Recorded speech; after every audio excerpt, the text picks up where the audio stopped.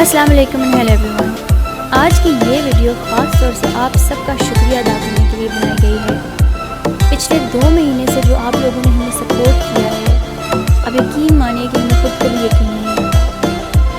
تھینک یو ویری ویری مچ. ہمیں آپ کے بے شمار کامنٹس موصول ہوتے ہیں ہر روز، اور ہم ایک ایک کامنٹ کو بہت ہی شوق سے پڑھتے ہیں. سبھی کامنٹس بہت زبردست ہوتے ہیں، لیکن ان میں سے جو کچھ کامنٹس ہیں ان کے لیے مجھے ایک شعر یاد آ رہا ہے. عدیم ہاشمی کا بہت ہی فیمس شعر ہے یہ. صدائیں ایک سی یکسانیت میں ڈوب جاتی ہیں، صدائیں ایک سی یکسانیت میں ڈوب جاتی ہیں، ذرا سا مختلف جس نے پکارا یاد رہتا ہے. Today's video is special and different. Alhamdulillah, Marvels of Pakistan has reached its milestone of 1000 subscribers.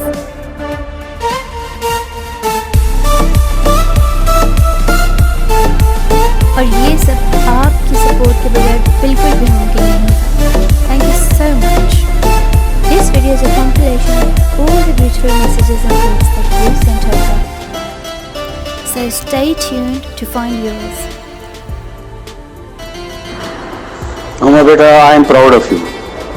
میں کیا کہوں، شاید اس سے بڑا کچھ نہیں کہہ سکتا. آئی ایم ریئلی پراؤڈ آف یو.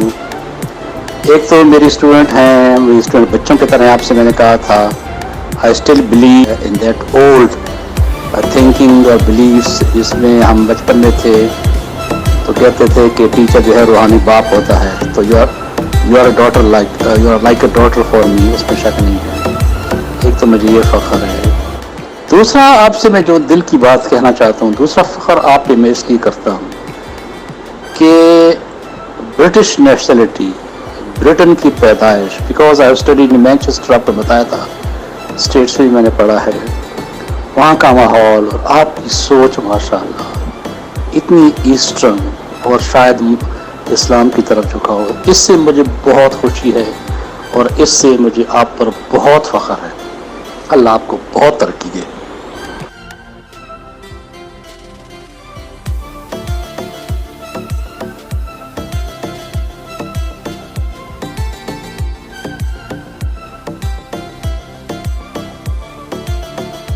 جی السلام علیکم ہوما. خوشی کی بات ہے کہ چلو کوئی میری بات آپ کے کام آئی اور آپ نے اس کو امپلیمنٹ بھی کیا. دیٹس ونڈرفل. اللہ تعالیٰ اور ترقی دے. میں نے تو بہت زیادہ اس کو اپنے فرینڈز میں بھی اس کو آپ کے پیج کو اور ان کو جو ہے وہ سرکولیٹ کیا تھا، اور غالباً لوگ اس کو لائک بھی کرتے ہیں میرے جو فرینڈز ہیں فیس بک کے. اچھا ہوما، تھوڑی سی اور بھی میں ٹپ ایڈ کرنا چاہوں گی، اگر آپ کو مناسب لگے تو ضرور کرنا ایڈ. کہ جس ایریے کو آپ بتا رہے ہیں، جس بھی ریجن کا ایریے کا کلچر میں، تو اس کے فوڈ کو بھی ضرور بتاؤ کہ وہاں کا مشہور فوڈ کون سا ہے. اور دوسرا، آپ تھوڑا سا تیز بول رہے ہو، آپ کا ایکسنٹ برٹش والا ہے، تو تھوڑا سا لفظوں کو علیحدہ علیحدہ کر کے بولو تاکہ سمجھ لوگوں کو آ سکے. تو باقی بہت اچھا ہے. دا بیسٹ مائی سویٹ ہارٹ. اللہ حافظ. Please continue to support us and we will continue to bring you the best of Pakistan, inshallah. As our channel is gaining momentum, the competition and expectations are growing. We need lots and lots of dua and best wishes. Do keep us in your prayers. Our dream is to promote Pakistan in such a way that not a single person from any part of the world should be afraid to come here. We want to show them how beautiful Pakistan is and how lovely and friendly the people of Pakistan we are. We love guests and we love tourists even more.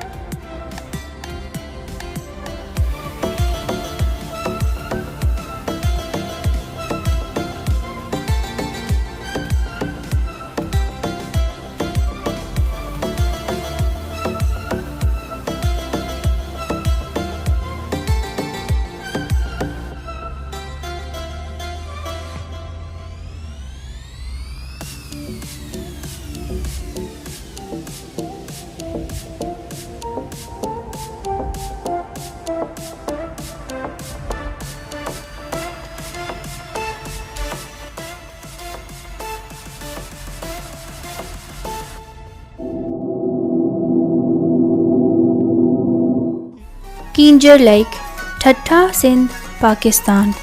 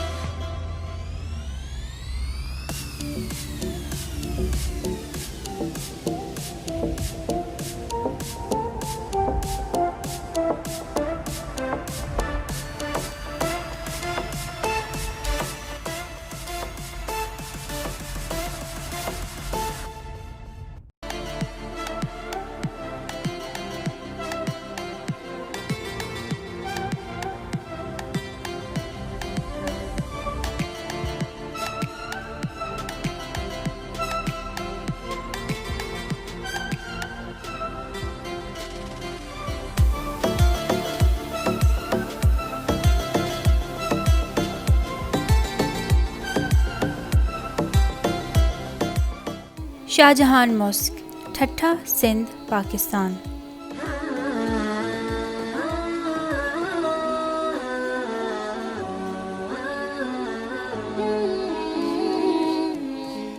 Assalamu alaikum and hello everyone.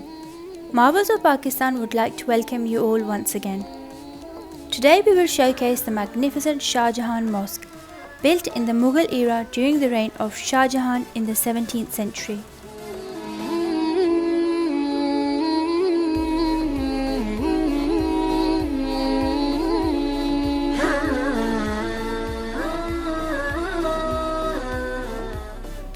The Mughals ruled over South Asia for nearly 200 years, starting from the 16th century until their downfall in the 18th.